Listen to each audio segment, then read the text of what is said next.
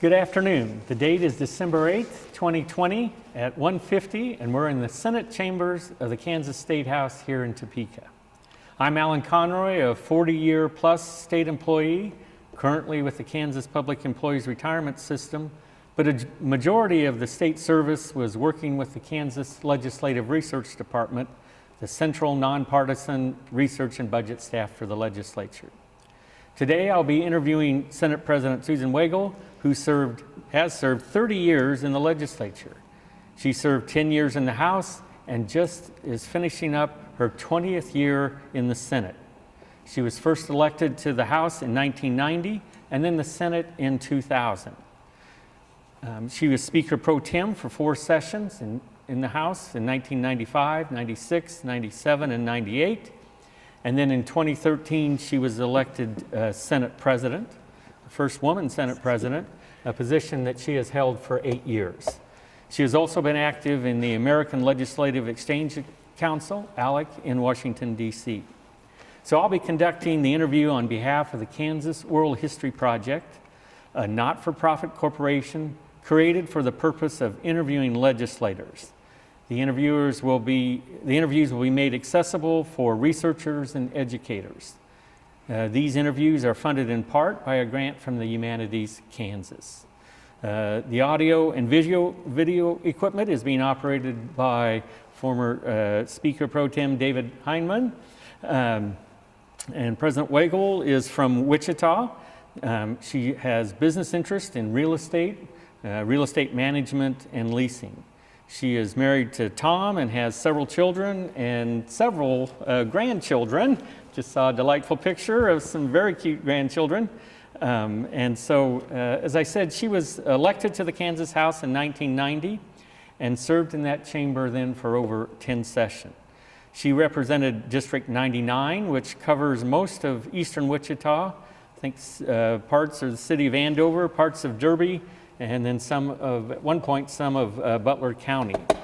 And while she was in the House, she was, of course, over that time, she was on numerous committees, commercial and financial institutions, pensions and investments, delightful committee, public health and welfare, labor and industry, taxation, economic development, calendar and printing, interstate cooperation, the Joint Committee on Administrative Rules and Regs, and the Joint Committee on Claims Against the State. And then in 2000, she was elected to the Senate from District 30, which also includes eastern Wichita, Andover, Eastboro, Minnehaha Township, if I have the right township name there. And of course, over her time in the Senate, she served on several committees. Again, public health and welfare, education, reapportionment, transportation, state building construction, and its commerce, utilities, public health and welfare. Long list of committee service over those years, including Ways and Means. She was on Ways and Means for a while, too. So as we start talking about your legislative experiences, kind of perspective, we might just sort of rewind a bit and just you could tell us something about your life before entering the legislature, assuming there was life before the legislature. I noticed you were born in, is it Allentown, Pennsylvania? Mm-hmm.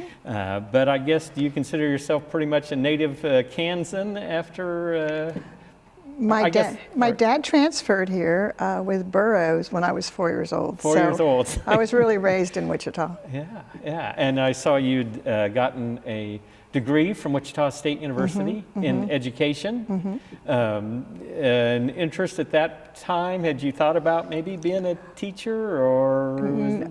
I met Tom at WSU, and he was in the Department of Education, and we were both becoming elementary school teachers. So we both are very, we enjoy children, and we enjoy family. We had a lot of common interests, and of course I never, ever thought about running for office.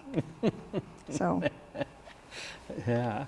Had, I guess, anybody in your family been involved in politics before you ran? No. Tom came from a very strong Catholic Democrat family. He was the oldest of 12 kids, and his father was precinct committee man, and Tom remembers knocking on doors for candidates as a child. And my household was very Republican, but no one was ever elected in either family. Right. Wow. Yeah. So when did you develop personally your interest in politics, starting out in education, and then, when did that interest develop? It evolved over time. I had concerns when I was, actually Tom and I, it's a second marriage for both of us, but in my first marriage there was a time when I thought I was pregnant, and we were poor, we were putting ourselves through school, and there was a big sign on Kellogg that said free pregnancy tests here, and I walked into Dr. Tiller's clinic of all places, and at the reception desk there was a map of the world with yellow pins in it from all around the world, and I said, what does this represent? And they said, oh, well, we serve women all around the world. And then while I was waiting for my test to be returned, this is before you could buy them over the counter, they counseled me and said, you're too young to get pregnant, and they really tried to talk me into an abortion. And then later on I found out it was a facility for third trimester abortions. So that started to bother me. And then my husband and I taught school. We started investing in real estate on the side, and we got hit with some mammoth property tax bills back when they changed the way we tax properties in the late 80s. So then people started talking to me about running for office, but I was not interested at first, not interested. But I knew how important it was. I said, I'll help, I'll help. Yeah. And I didn't see any local elected service like city council or school board or anything like that. You jumped right into the state legislature? Right. I had some elected officials ask me to run who were serving here in the legislature. And I promised them that wasn't for me, but I would find someone in my district. And then everyone would ask, well, what's it pay? And of course, it's a volunteer job. And they said, well, I cannot leave my job and for 3 months. And my husband kept saying, Susan, you'd be good. So my husband thought I should run. Yeah. So. Yeah. I guess just in growing up, or maybe even in adulthood, were there any local, state, sort of national political figures that I guess sort of inspired you or thought, kind of moved you to in that direction of public service? I wasn't real political. I remember being in the 5th grade when JFK was when we lost JFK and he was shot, and I remember it being very traumatic at school, and my teacher was pulled out of the classroom and came back crying, and I remember some historical events, but I never thought about being involved in politics. So I just was not that political. Yeah. And so that decision to run, I guess, with some encouragement, property taxes, and I may have seen something, maybe bingo issues were also around that time? Well, my husband and I were buying real estate, and a friend talked us into buying a bingo hall, and he said, he said, this is just like your rentals, only you rent it out one night a week to a nonprofit.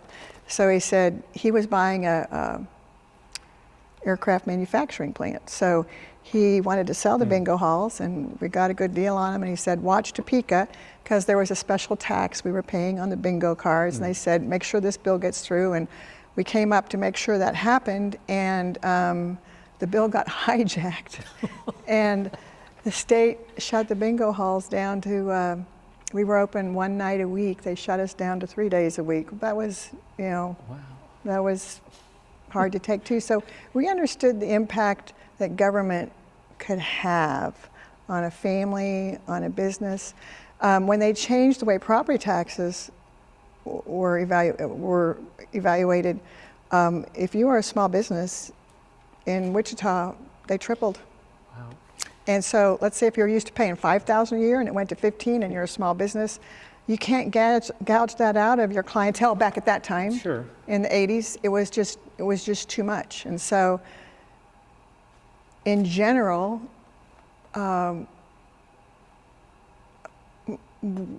we were angry, Yeah, yeah. which sometimes reflects how people even feel today towards their elected Still. representatives. Yeah. Perhaps you've experienced some of that anger through the Yeah, years. yeah, and so you come in and you work to fix it. And Yeah, yeah. When you think back to then, so you decided to run for the House, 1990. That very first campaign, did you have, I guess, much insight or counsel or financial resources or advice on how to run a State House campaign? no, I was the outsider. There was a lady who was picked to take that seat by my leadership in the House, and they had funded her. And we threw some personal money in the campaign, and I went out and knocked on doors. And actually, I think it was a 6-way race. It was, yes. It was? Did Yes, you look yes, at it? I did, yeah. It was- Mary Cites, I don't know if that was. She was the lady Yeah. who was picked to run by the establishment, and her daughter was dating our son. Small world. It was a real small world. So it all worked out, and I won by a large margin. I didn't did? go to social events. I just knocked on doors every night. Every night. Sundays I took off, but I met a lot of people, heard their concerns, and I ran an anti-establishment campaign. Yeah, yeah. And one of those things going door to door was the property tax issue. Did you hear a Huge. earful on that? Huge. Yeah. And it was the same year that Mike Hayden was the incumbent governor, Oh. and Nestor Weigand was running for governor from Oh. my community. Yes. And people were, it was a time of anger at the door. And so Mike Hayden lost in the general, and Joan Finney was elected. And actually, for the second time in history, the Kansas House of Representatives went Democrat. So it was a throw 'em out year. And I came in as a minority player in the minority party. That must have been an interesting time to sort of learn your way around the State House coming in as a minority It's party good. member. It's a good thing to serve in the minority before you hit the majority. It's you learn a lot. You learn how important it is. But Yeah. so there was the public was angry too, I would say, and I could tell that at the doors. Right, yeah. And if I remember right, the House, even though the Democratic Party had control, it was by a very slim margin. Was it maybe Oh, it was. one vote between the two parties? I think it was one vote. It was a slim Yeah. margin. And so it was temporary. It lasted one term, and then Republicans came back by a slim margin 2 years later. Yeah. And then I noticed, of course, in that 1990 general election, you ran against a Democrat gentleman by the name of David Howley, and you 62% for you and 38%. And of course, And we were friends at church. So, so hey, you know, politics happens in your world That's and right. with your relations, and yeah, we went to the same church. wow. But clearly, you were doing something right because you then got reelected for 5 terms in the House before you moved. But so your constituents must have agreed with, I guess, your message and the efforts you were doing up here. And so I guess you must have been doing something right from your district. They must have agreed with you. Right. I believe in the power of the electorate. I mean, most of them care Yeah. about who's elected and how that person votes. Yeah. So. Yeah. Yeah.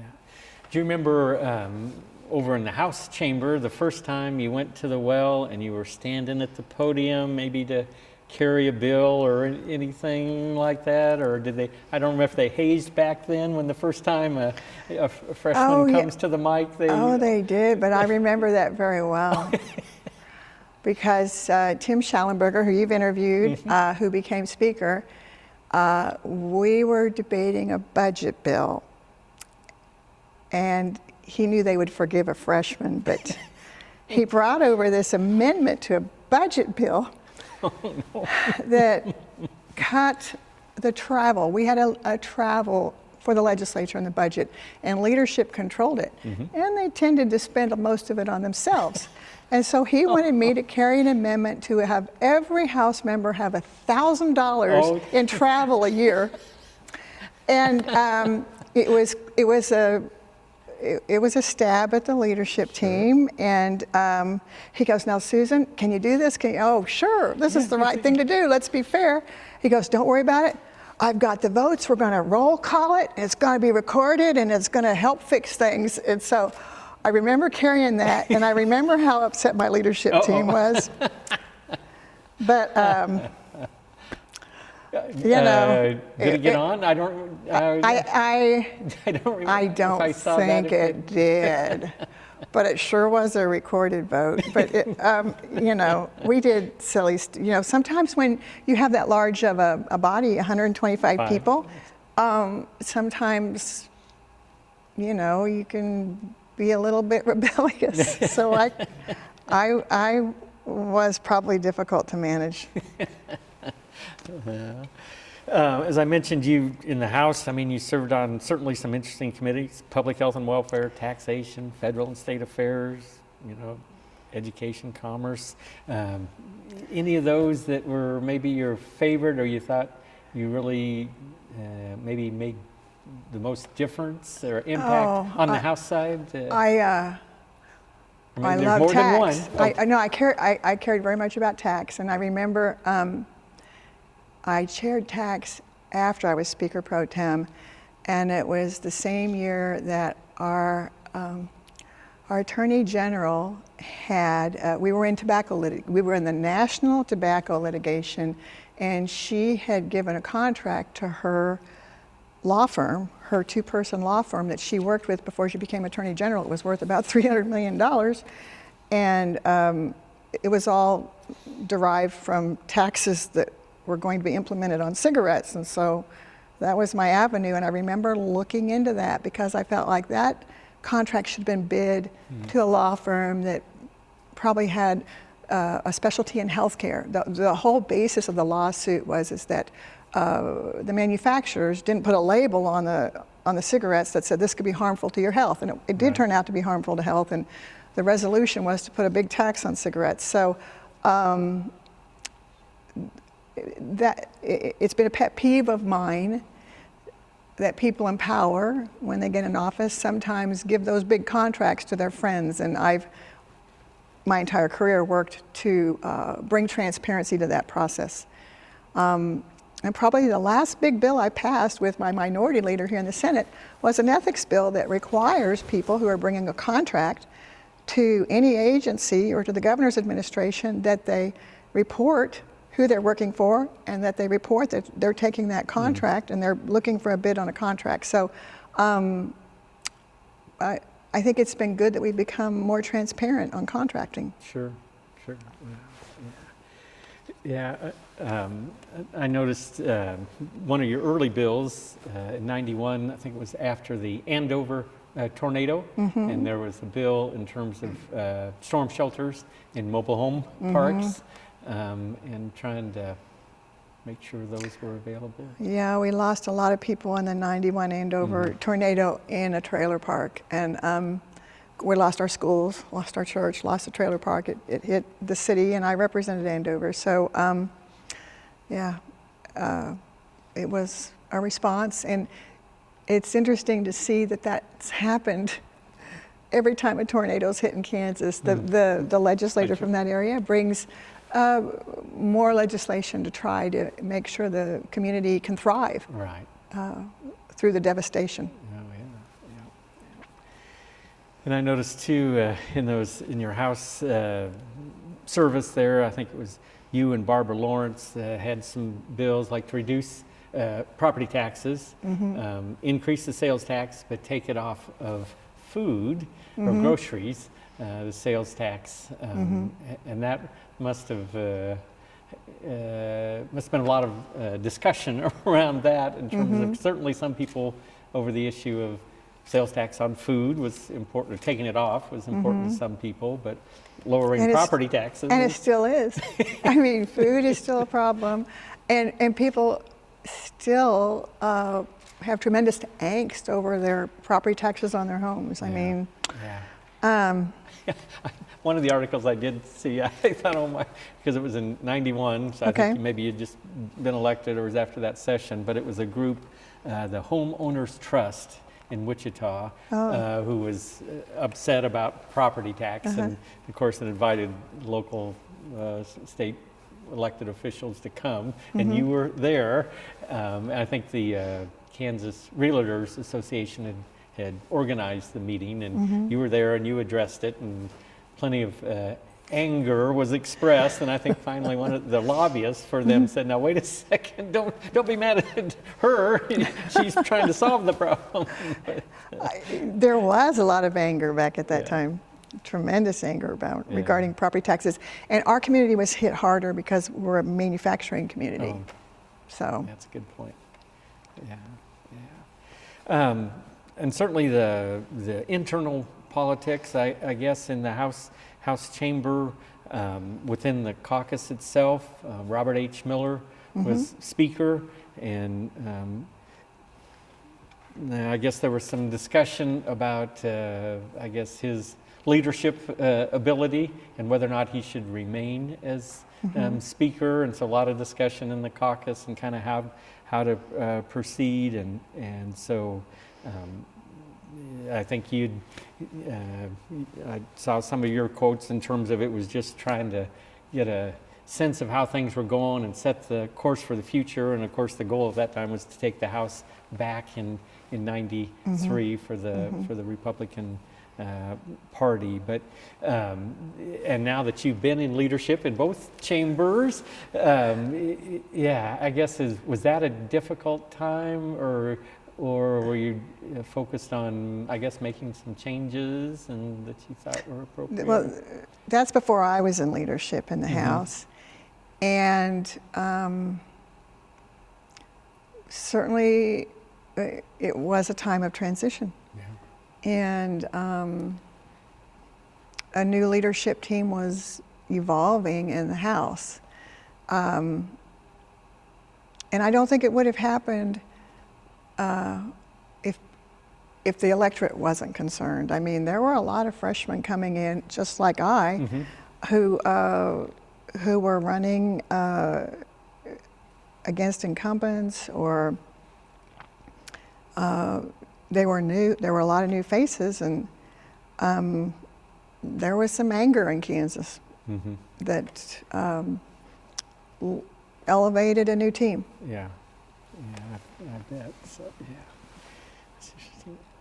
I particularly in the early part, the property tax proposals, I noticed, I think it was then Representative Yost and yourself and Barbara Lawrence, I think, had done a property tax proposal, and then I think there was analysis done by, I think, a CPA firm, Allen Gibbs and Hulick, and certainly how your proposal would help lower property taxes, particularly in certain areas. And well, the bill never passed. We tried. But I guess that's all part of the process. Right. Some successes, some not. Failures, right. And sometimes things take a while before they pass. I mean, a lot of times a bill takes many years before it becomes law. So Sure. that's just the process. Yeah. And it's a healthy process. I noticed another debate was over casino gambling. Yes. And that was in the early '90s as well, and that you, I think it was then Senator Todd Tiehart and Senator Mike Harris and yourself, you all had found a clip where you had addressed some, the article said, evangelical pastors about the state's agenda, sort of against what I think they considered traditional family values. And so I think trying to... I think at that time, Eric Yost and Todd would have been in the Senate, and I was still in the House. Yeah, that's right. And I don't remember what the bill did. It may have just legalized casino gaming, which would have taken a constitutional amendment to the Kansas Yes, that's right. Constitution. It would have That's it. taken a 2/3 vote. Yeah. And a vote of the people that was positive. So I don't think it ever got anywhere near the votes at that time. Yeah, yeah. And I noticed you were a national delegate to the National Republican Party, so that must have been When Bob interest- Dole was running against Bill Clinton, that was a fun time. Yeah, and I guess to me, so really over 6 years, so you got elected in 90. By 96, you were a national or a state delegate to the National Republican Party Convention, and so I think It was in San Diego. It was, and if you were Kansas, I mean, I bet, Kansas was sure. elevated because our nominee was Bob Dole. So that was a wonderful experience. Yeah, I bet. And I guess, so then in 96, leadership in the House did change. That's when you became Speaker Pro Tem. Tim Schallenberger was elected. It was Or actually 94. 94, that's so right. then we took over 95, 96, and then 97, 98. So Yeah. you were Speaker Pro Tem all along, or those years. And of course, on the Senate side, there was Bond and Harris were running for the Senate president, and of course, I think that was A lot of negotiations between the Senate President and the House Speaker. Yeah. And they were both smokers. And towards the end of session, they were always outside trying to figure out how to solve the problems to walk out the door. Yeah. So Yeah. When you were in leadership, so you were on the House side, you were Speaker Pro Tem, and so you would have worked with Bud Burke, I think, and Dick Bond. And then in those days, I guess, when you were in the House, how were the relationships between the two chambers, the two bodies? I think they were very respectful. I mean, we were very different in our politics. The House was very conservative, the Senate was very moderate, but we were very respectful. And at the end of every session, there was a give and a take. You know, if you have to have this, then then you better pass this bill first. So that's the way it's designed to be. Yeah. So the process worked? I think it did. Yeah. Yeah. That's good. And then, too, just thinking the relationship between the legislature, House and Senate, and your different roles, and the governor's office. So as I look back, you served, of course, as you mentioned Governor Finney. So it would have been the minority, but Finney, and then Graves while you were Speaker Pro Tem, and then Sebelius, Parkinson, Brownback, Collier, and now Kelly. Governor Kelly, yeah. So the relationship of the legislative branch with the executive branch through those years? I saw that as a question you might ask about, and I believe there's a natural tension between the legislature and the executive branch, and actually the court. We have three branches of government. I believe there's a natural tension there, and the legislators, they're very grassroots.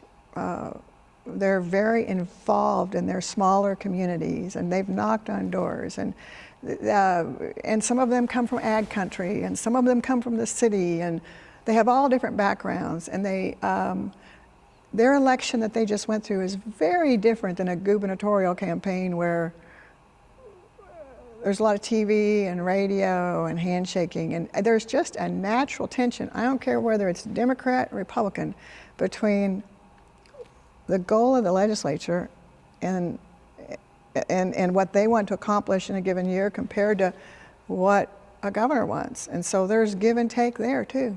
Yeah. I don't know if I want to put you on the spot, but was out of those governors, was there one maybe that you had the best working relationship? Or maybe that natural tension was. I think the natural tension was there with all of them. Of course, I preferred working with the Republicans, but we just have very different roles to play in the process. And you just need to respect the other branches and work with them and get as much of your agenda passed as possible. Sure. And they're trying to do the same thing. Yeah. Right, right. I guess one of the things that I think about, or maybe it's kind of backing up again on the House side. So in '98, Tim Schallenberger decided to run for state treasurer, I believe, and so you decided you were going to run for speaker. And Robin Jennison did, and he was majority leader at the time. Majority leader, and you were speaker pro tem. Again, just reading through the clips, sounds like that was a close race, I guess. It was. I guess any surprises or lessons maybe from that? Oh, there were some big lessons. I can tell you that Robin and his wife Colleen and Tom and I, we go out to dinner together. They moved to Wichita, so we're friends. But at the time, when I was running for speaker, I thought, you know, I don't want to go out and offer a bunch of chairs to win this. Oh. I wanted people to trust me. And so when I went to bed at 3 o'clock in the morning the night before the election, I was just sure I had the votes. And I noticed the next morning that a couple who had committed to me had changed. So, and they were chairs. So again, it's a give and take process. And the people who are electing you into that leadership position, I learned a lesson, you know, they want surety on what role they're going to play if you're elected. So, but all's well now. Yeah, it worked out. It sure did, yeah. Yeah. I noticed in 1997, I believe it was, the Women's Right to Know Act. Certainly you were key and instrumental in that. That was the first pro-life legislation that Kansas ever passed. And the Senate and the House at the time were a majority of pro-choice, but they agreed to allowing women who were seeking an abortion to have information on fetal development. And so it was an informative thing, and now we signed informed consent for all procedures in healthcare. And I negotiated that with Sandy Praeger. She was pro-choice, I was pro-life, and we did the right thing. And I think that was an example of passing a bill where pro-lifers would have wanted more, and the pro-choice community didn't want it at all, but we did what was right for the community, and it was in the best interest of women's health care that we passed that. Yeah. And it had, was it a 24-hour waiting period? Yeah, it had a 24-hour waiting period in between the time when you made the appointment and you learned about fetal development before the procedure could take place. Yeah. We had women testify who had regrets, and so the bill is still law. Yeah. I noticed too, and of course sometimes about issues being local, but I noticed one of them was the city of Wichita wanted to construct a landfill near the town of Furley, I think it was. It was in my district. We didn't want a landfill. So we had to stop it. It needed to go farther out. So yeah, I got involved in that. Yeah, and I think one of the things was just that the Sedgwick County Commission had to also approve it. So I don't think they approved it. I don't think so. Yeah, they didn't approve it, yeah. But that was one of the additional steps before it. And I noticed too, again, that you'd set up a political action committee, maybe more than one, but Kansans for Republican Leadership, you know, purpose of electing Republicans. And raise money for other candidates, yeah. And that worked well, I guess, and successful. And right. Yeah. And then we changed ethics laws. Right. I mean, ethics has improved over my entire career: accountability, transparency, ethics, and Kansas is in a good place in that situation, I think. Yeah.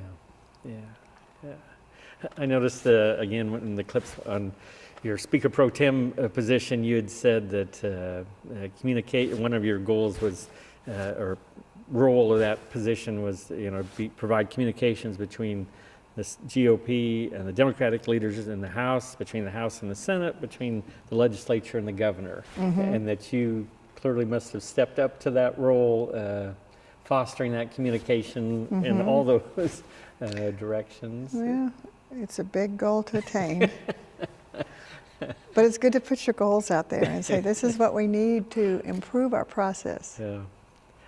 I also noticed that Representative Tony Powell at the time called you a den mother to him and the other freshman legislators, helping them sort of navigate the process. They'd probably say that in the Senate too.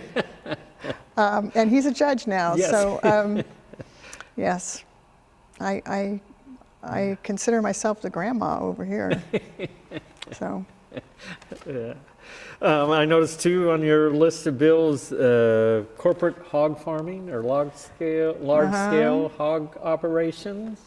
How did that representative from Wichita and if you want to go there? Well, I think it was a big deal in Western Kansas, and I had friends out there, and the hog farms, the corporate hog farms, were ready to come in. And nobody wanted to own land by one. Oh. And everybody wanted them, if we were going to have one, to make sure that they didn't contaminate the groundwater. I mean, clean water is, and plenty of clean water is a big deal in Western Kansas. And so we passed a bill, and it became law, that said the county commission had to vote on it, and the people had a say, and that's what they wanted. They wanted to have a say, and they wanted some restrictions on the seepage from the hog farms into the ground. So I think we did develop some hog farms after that. It was with approval of the county, and it was with some environmental regulations. So I think it was the right thing to do. So do you know a lot more about hog operations than you did before? Well, you know what? They came into Kansas, but not in massive number, and I did learn a little bit about it. And corporate farming's here, and they made a profit under those guidelines. Yeah. Yeah.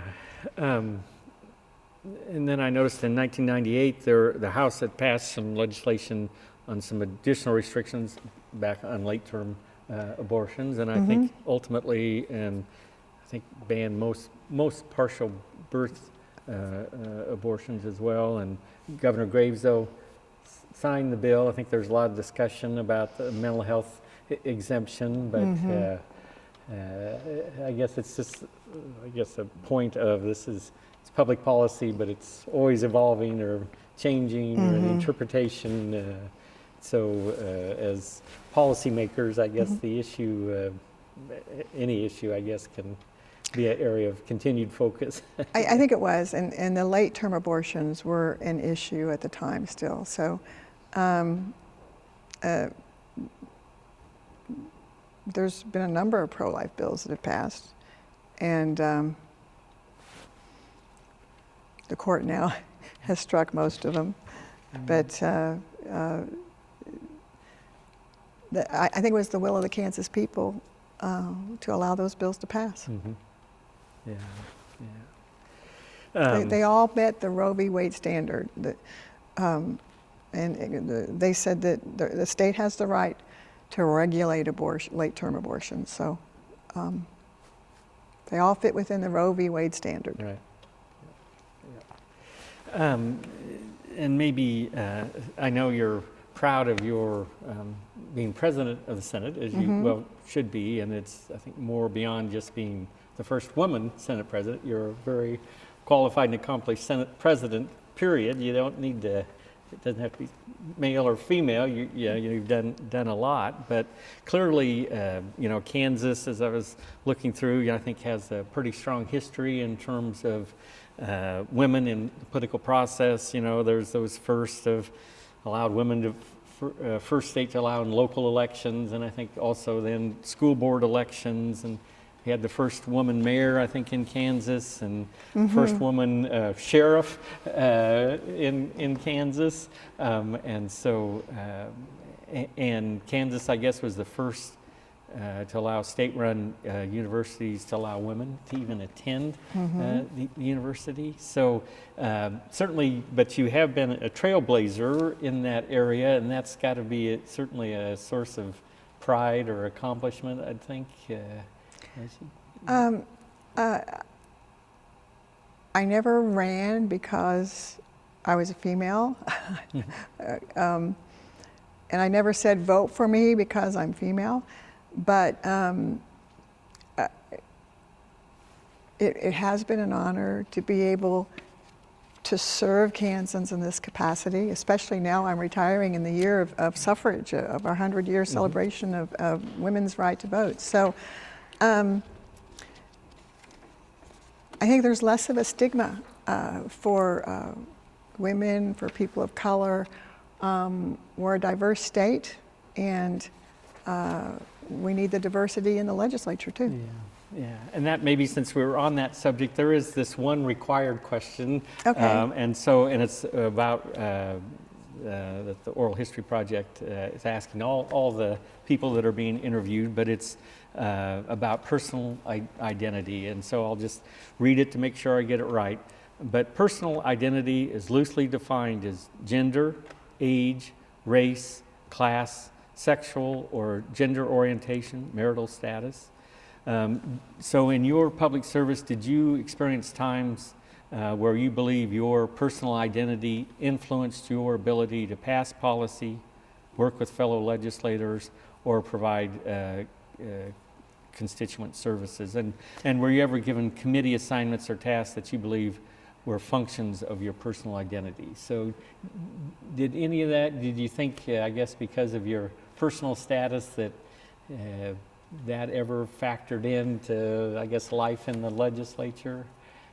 I really didn't. Yeah. I mean,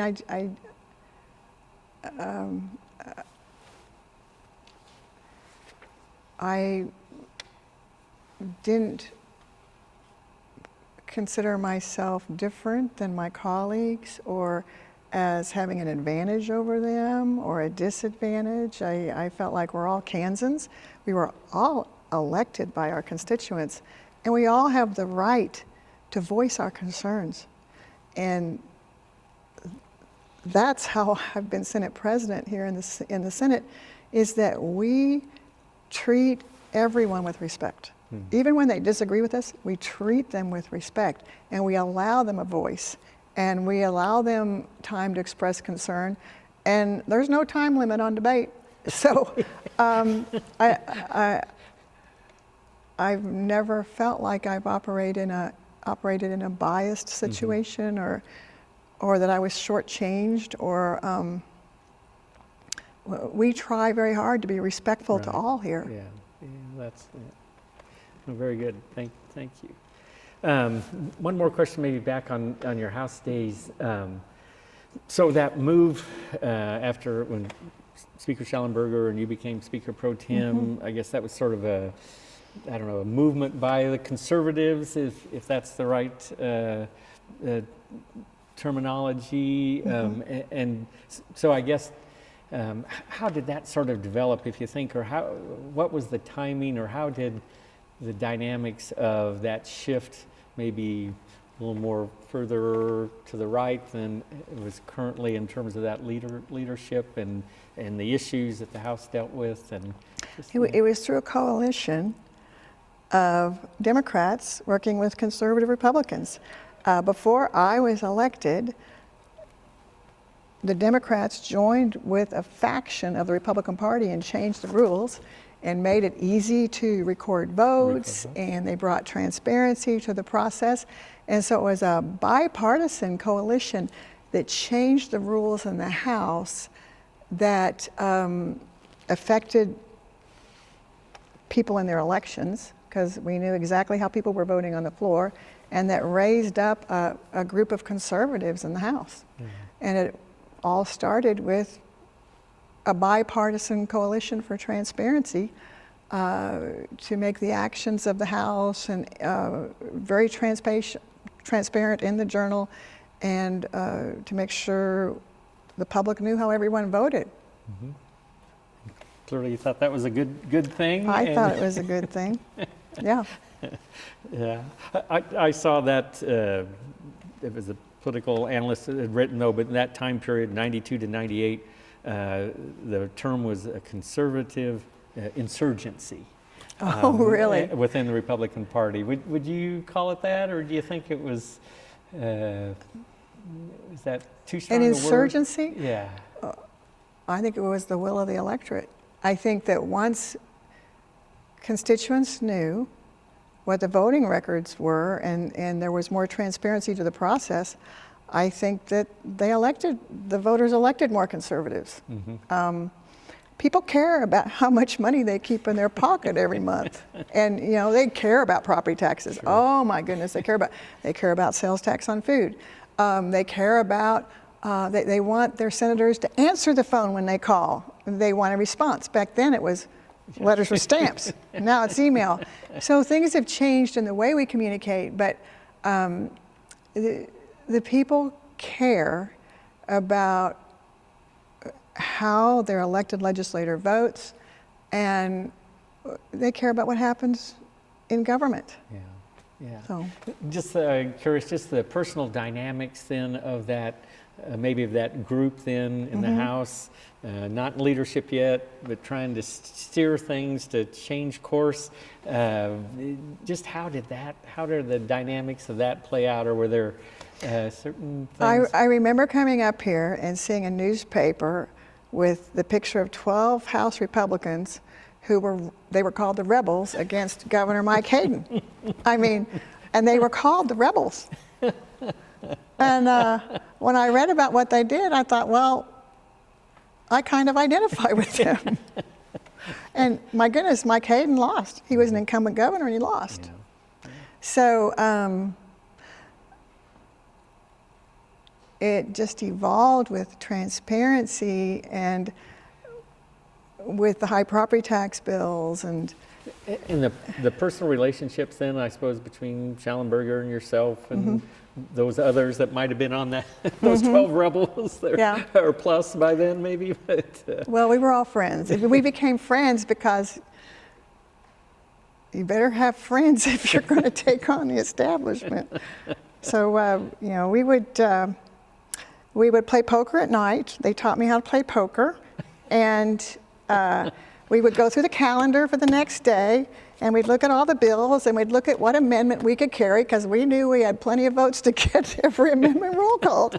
So we were organized. Yeah. Certainly a key, I guess. And did you become a good poker player through that time? Or? It took a while. It might have served you well times. through your career up here. Well, yeah, it was a great way to sit and talk through the next day, because the calendar is usually printed by 3:30 in the afternoon, and so then you can look at the agenda and you can say, wow, how can we make things better, or what can we do to point out that my neighbor's not voting with his constituents. Yeah. So, okay, there was a little rebel poker in there.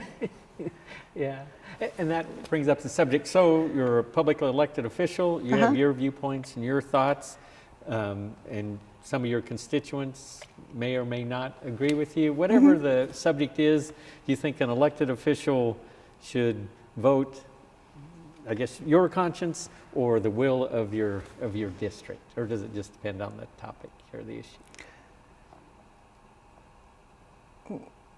On taxation, you better listen. On things that affect our quality of life, on education, taxation, I think you really need to listen to your constituents. And then there's the moral issues. Life, that's usually, you make people angry and you make people happy with every vote you cast. And so you have to have an overall general view about the direction you want to take Kansas and stay true to your word about how you advertised yourself in your campaign. Right. Yeah. So you've served in the House 10 years and the Senate 20. 20 years. I know it's probably like picking your favorite child, but which one did you enjoy more? Your time in the House or the time in the Senate? I know, of course, clearly you're Senate President, although you were Speaker Pro Tem over there, but any preference between chambers? They have very different personalities. A group of 125 is very different than a group of 40. So the relationships are deeper in the Senate. It's a smaller group, and so you get to know each other a little better, and you can predict, knowing your colleagues, how they're going to feel about a bill or how they'll respond or what their district will think. And it's a little more chaotic in the House, a little more fun, much more studious here, much more contemplative and deliberative, and we're very careful before we pass a bill here. We don't, we read Maybe not everything. so much on the House side, is that Well, it's just a little more chaotic over there, a lot more voices, and the committees are much bigger over there, so it's harder to be very involved in your committees. Over here, every person is necessary in the committee process, on the floor. Everyone has a voice, and you get to know your colleagues here very well, and you get to know their districts. I mean, they're very different. Johnson County is quite opposite from Western Kansas, so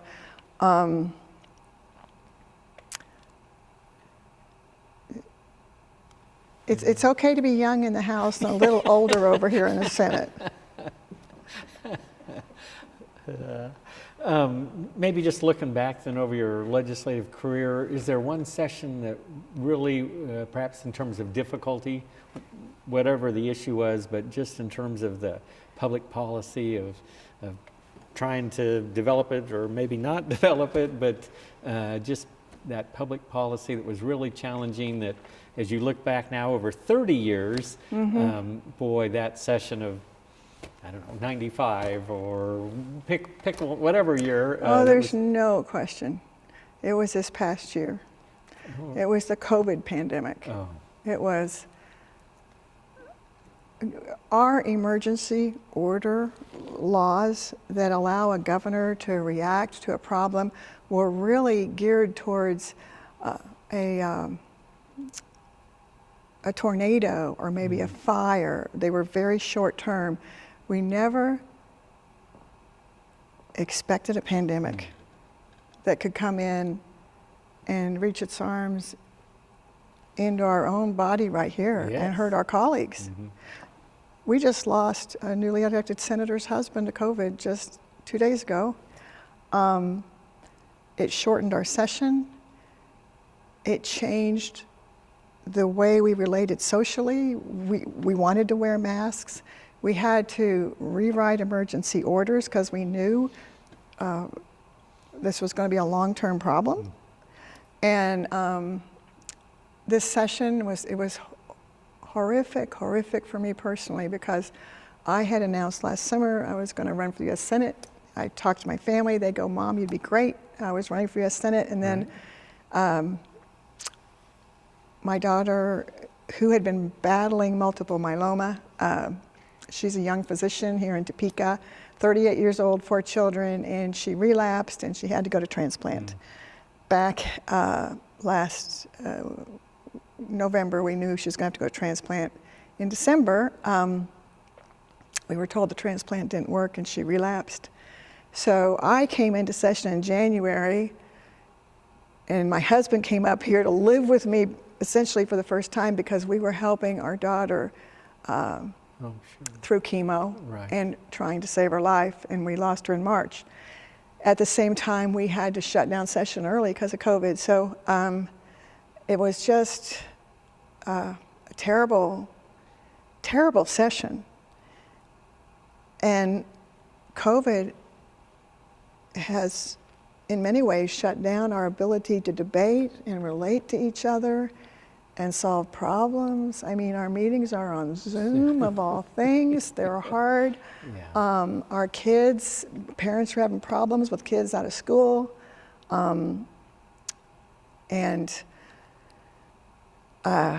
It's been a very difficult year for many, many, many people. Yes. People have lost jobs. I'd say trying to allow our kids to be interactive and enjoy life during COVID and has been exceptionally hard on children. And I've talked to some people, some sports directors in Johnson County who deal with junior high students, and kids are articulating suicidal thoughts. I mean, they're depressed, just like adults are right now. So this pandemic has been very disruptive to communications, to family support, to our networking, to going to church. And I'll never forget when Governor Kelly came down with her first order, and she said she limited gatherings to, I think it might have been 10 people. It was a very small number. And I said to her, I said, you can't do this. I just lost my daughter, and all my grandkids are coming to my house this weekend. We need to be together. And we're a lot more than 10 people. I have 16 grandchildren. And I said, please don't do this. And she agreed with me. She goes, you're right. I can't do that in a private setting in a home. I mean, there are large families out there with 6 or 8 kids. And I said, you just can't do that to large families, and please allow us to be together. And she amended her order very thankfully. I'm very thankful for that. So it's just been hard to carry on business in the midst of a pandemic that seems to spread easily, quickly, and in an unpredictable manner. I mean, it's just been terrible. So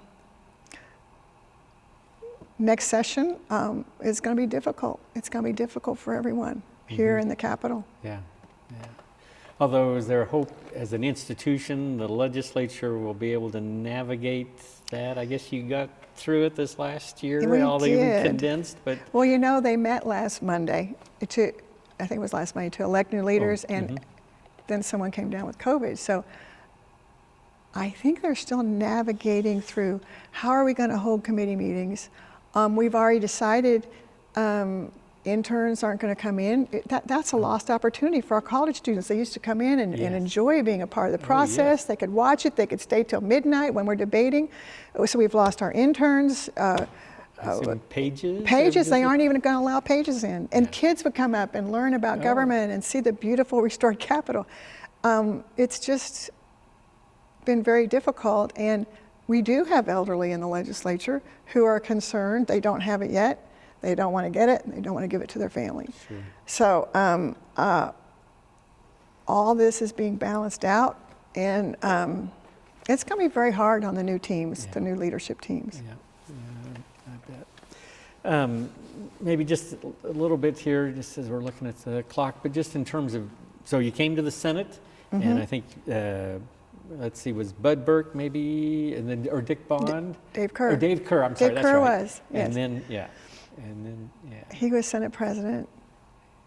And then was it Dick Bond, I believe, and no, it was Dick Bond, and then Dave Kerr, then Steve Morris, I think. That's right. That's Is it in your records? Yes, that's right. Okay. You got it right. It's Bond and then Steve Morris. Yep. Okay.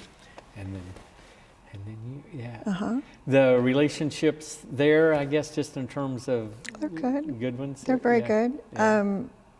I think Steve lost a race. He was running again for a third term, and that was difficult on him. I do see Dave. I've been to events with Dave, and I'm sorry we lost Bud. I went to his funeral.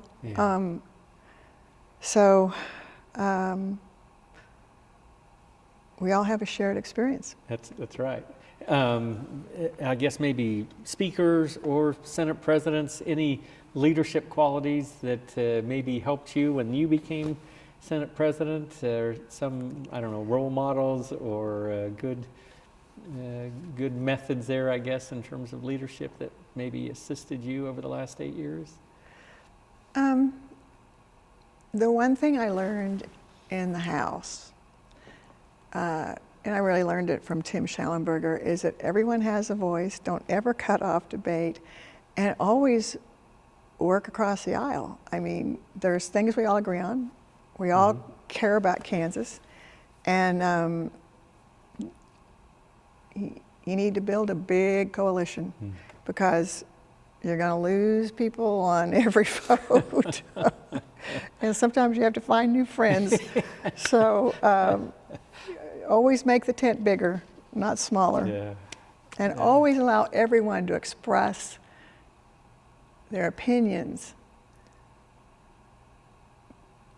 and allow every voice to speak. So, and that solves a lot of problems. Yeah, yeah, yeah.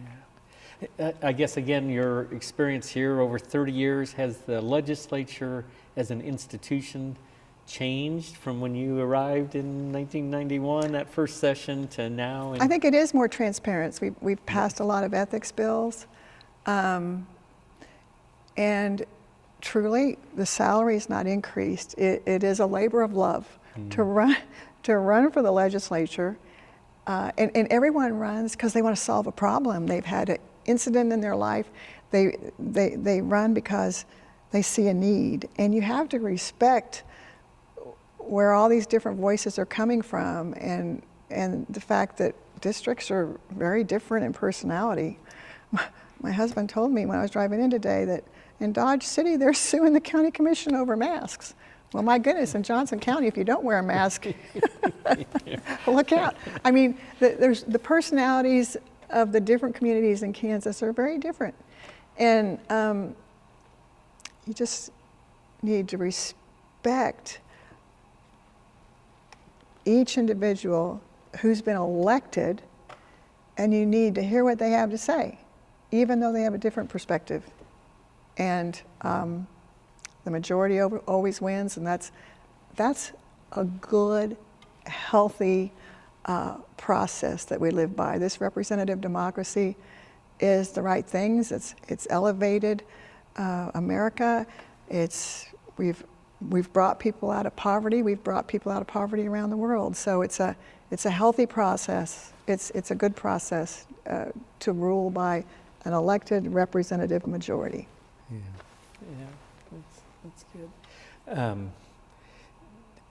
I guess as you again look back over these last 30 years, is there one area that perhaps in terms of, I don't know, the proudest accomplishment, but one or maybe a couple things that you really feel, I don't know whether legacy is the right word, but that you've left your mark, you've made a difference, you've made a contribution, and Kansas is better off for it? Well, that first pro-life bill, the Women's Right to Know, I'm very proud of, because as I said, the legislature tended to be pro-choice, and Dr. Tiller was doctor of the day still at that time. He used to come up and treat legislators. We have a doctor that we can go to if we get the flu or have a cough, and he had a lot of influence, and I thought it was the right thing to do, and I'm very proud of that moment. I'm very proud of being in leadership in the House, leadership in the Senate, and I actually feel good about moving on and leaving it in other hands. That's part of the process, to pass it on to people who may disagree with me, who are different than me, who have different leadership styles. It's healthy to bring up new people in leadership. So I feel good about the reforms I've made. I remember the Board of Healing Arts. I was chair of public health. You can actually do more as a chairman than you can as a leader. I was healthcare chair, and I had a number of people concerned about, they expressed concern about physicians to the Board of Healing Arts, and nothing was done. And I had a large number of deaths due to an opioid clinic, a pill mill down in Hayesville, and I think I had 67 deaths that were directly affiliated to one pill mill when I started looking into things, and And then as it turned out, there were a lot of complaints going to the Board of Healing Arts. They weren't doing their job. They weren't overseeing physicians. And I remember I passed a resolution here, 40 to nothing and 125 to nothing in the House, after exposing what they were doing to protect the public, to fire the director of the Board of Healing Arts and to fire his attorney. And so that we could, so the people's voices would be heard. You can't have an unethical healthcare practitioner. So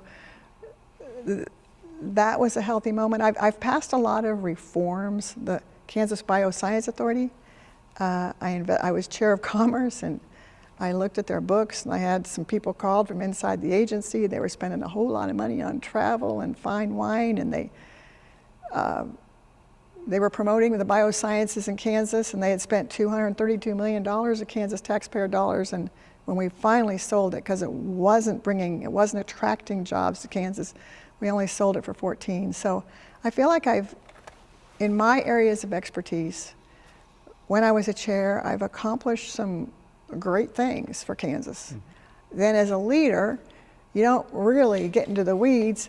You have to just bring people together and help them work together and get a majority and do the best you can do. It's always not my will, but the will of the body. If you're in leadership, you know what's best for the state, and how do we get there? And there's compromise along the way.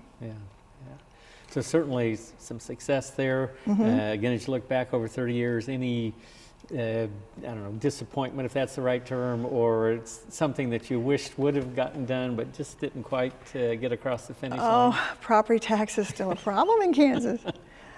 People still consider it high, and it's become more of a problem now that they can't deduct it on their federal taxes.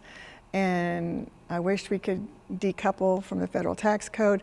The taxes are still a problem. Sales tax on food is still a problem. So right now, in the last 10 years, that's evolved because we have an activist Supreme Court that mandates how much money we spend on education, and so taxes are high in Kansas. And I think that causes us to have people leave Kansas or not settle here just because they can go to states where they're much lower. So I wish we could have done more there, but that would take a change in the way we appoint our justices, which I've supported in the past. So some discussions of that through the years? Yes. Right now, our Supreme Court justices are appointed by the governor. The nominating committee gives the governor names. The governor chooses, and there's no secondary confirmation from the Senate. So I've supported that. I also support the election of judges. I think that would help balance the budget ultimately. If the people could elect the justices, I think that would be a very healthy thing, rather than have them appointed solely by a governor to a lifetime appointment. Right. Works in Sedgwick County, I believe. The district court judges are elected. We elect. There's quite a few counties that elect their judges. Of course, being in the legislature 30 years, you got to work through reapportionment. Oh yeah. A couple times. That's coming up again. Any thoughts or reflection on that? Did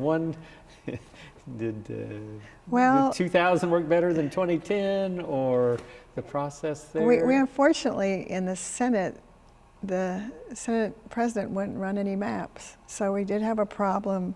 The House sent over a bipartisan map that was supported by Democrats and Republicans, had a large vote. He didn't even run that. Our congressman gave us a map. He didn't run that map, and he certainly didn't run the Senate map because he heard some House members were running against senators. So the last reapportionment went to court, and I pray the next one doesn't. I think it's best if it's a compromise and drawn in accordance to the law by the people who are elected. So they're about to hit that one again. Always an interesting time, reapportionment time. It was hard. It was hard. It did go to court. And then I remember, I think the new maps came out a day or two before the filing deadline. So things were, that was a difficult election year. One other quick question. Of course, this process, lobbyists are a part of the process, provide information, different things. I guess you see value or issues, or does that get you some of that transparency, or just kind of the whole, how the lobbying process, I guess, works, House or Senate, but just here in the building? There's a lot more ethics rules that have passed regarding ethics that require transparency since I've started. Many years ago, a lobbyist could walk in and slide a check over the desk. And now we require reporting. You can only donate to a candidate when session's not in session. And if a lobbyist takes somebody out to dinner, it's reported how much is spent. So I think we have a healthy relationship with the private sector, and all of it is transparent. And they help us understand the impact of legislation or potential legislation on their interests. Right. Yeah. Sure. Yeah. If a person came to you and said, President Wagle, I'm thinking about running for the legislature, House or Senate, what advice would you give them? Would you tell them go for it, or take a deep breath and think twice? I think it's a very enriching experience. You get to meet a lot of people. I would encourage people to run. And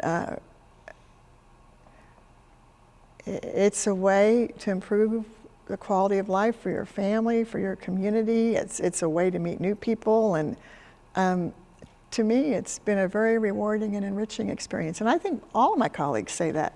I mean, sure, you have wins and losses, but most people walk away and say, this was a great experience for me, for my family. My children used to come up and page and run up to the top of the dome. They were always very involved. So I would encourage people to run from all walks of life. Sure.